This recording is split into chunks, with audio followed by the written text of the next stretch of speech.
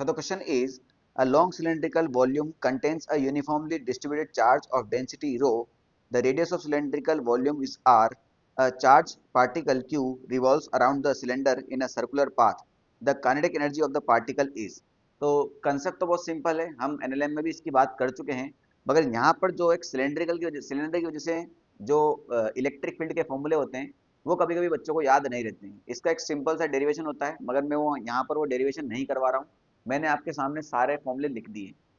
भाई सिंपल सी बात है, अगर आपका होलो हुआ तो चार्ज कहाँ जाएगा? बाहर ही जाएगा। अब वो होलो के अंदर कंडक्टिंग हो या नॉन कंडक्टिंग हो, इससे कोई फर्क पड़ने वाला नहीं है, मगर सॉलिड है और सॉलिड के अंदर कंडक्टिंग है तो फिर आपका चार्ज बाहर ही जाता है। एकमात्र कंडीशन ऐसी होती है जिसमें सॉलिड नॉन कंडक्टिंग के अंदर चार्ज अंदर चला जाता है। और यहाँ पर क्या दिया है क्वेश्चन में? रो। रो किसके लिए दिया रहेगा? जब चार्ज अंदर जाएगा, क्योंकि रो क्या होता है? वॉल्यूम चार्ज डिस्ट्रीब्यूशन, यानी चार्ज कहाँ जाना चाहिए? पूरे वॉल्यूम के अंदर रिसाइड होना चाहिए। यहाँ पर चार्ज कहाँ जा रहा है? सरफेस पर। तो इसी फॉर्मूले के अंदर देख लो, यहाँ पर सरफेस चार्ज डेंसिटी दे रखी और यहाँ पर वॉल्यूम चार्ज डेंसिटी दे रखा है, यानी आपका ए वाला केस दिया हुआ है क्वेश्चन में। बात समझ में आई नहीं? अब आपसे बोला ये है कि सिलेंडर का रेडियस तो आर है, इसका जो सिलेंडर दे रखा है इसका रेडियस कितना दे रखा है आपका? इसके अंदर चार्ज है, इसका रेडियस आर है, ठीक है। मगर क्या बोला है बेटा इसमें? एक चार्ज क्यू जो है वो इसके चारों तरफ क्या कर रहा है? रिवॉल्व कर रहा है। सिंपल सी बात है, एक चार्ज क्यू जो है इसके चारों तरफ क्या कर रहा है बेटा? रिवॉल्व कर रहा है। तो इसकी काइनेटिक एनर्जी क्या होगी ये आपसे पूछा है सिंपली। तो बेटा मैंने एक कंसेप्ट बताया नहीं बताया आपको? अगर आप मेरा लेक्चर जो है, मेरे वीडियोस पहले से देखते आ रहे हैं, तो मैंने आपको एक कंसेप्ट बताया था। अगर मैं रस्सी से एक पत्थर बांध के इसको चारों तरफ घुमाता हूँ तो एक जब भी कोई ऑब्जेक्ट सर्कुलर मोशन करता है एक सेंट्रीपिटल फोर्स लगता है। वो सेंट्रीपिटल फोर्स जो है प्रोवाइडेड फोर्स है, किसके थ्रू? जिसकी वजह से ये घूम रहा है।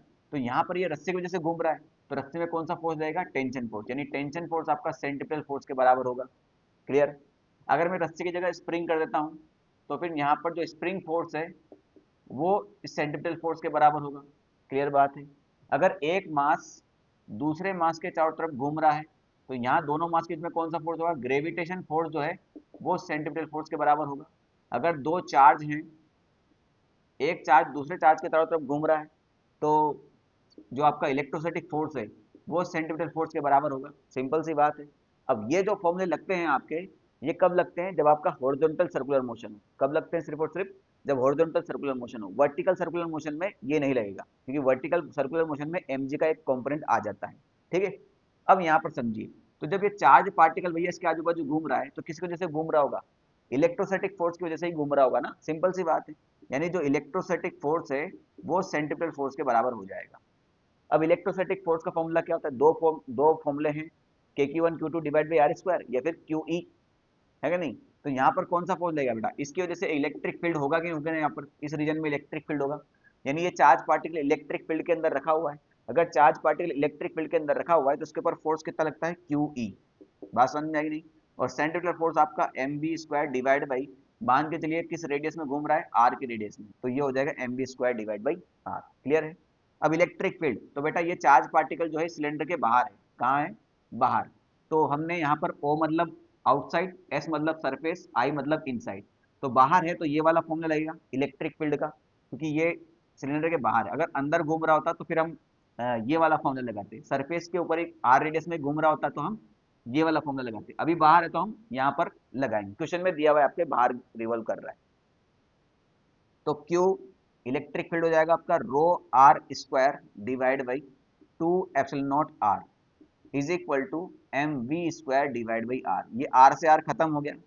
मुझे चाहिए काइनेटिक एनर्जी, तो हाफ एम बी स्क्वायर तो है ही सही, इसको दोनों तरफ डिवाइड बाई हाफ कर दूंगा तो ये हो जाएगा काइनेटिक एनर्जी। तो डिवाइड बाई 2 करो बेटा, तो ये हो जाएगा Q rho R square divide by 4 epsilon naught is equal to half M V square. तो ये कहाँ आंसर दे रखा है आपको?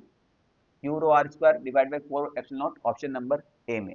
अगर आपको सिलेंडर के डेरिवेशन चाहिए तो मैं डेरिवेशन दूसरी वीडियो में प्रोवाइड करवा दूंगा, ठीक है।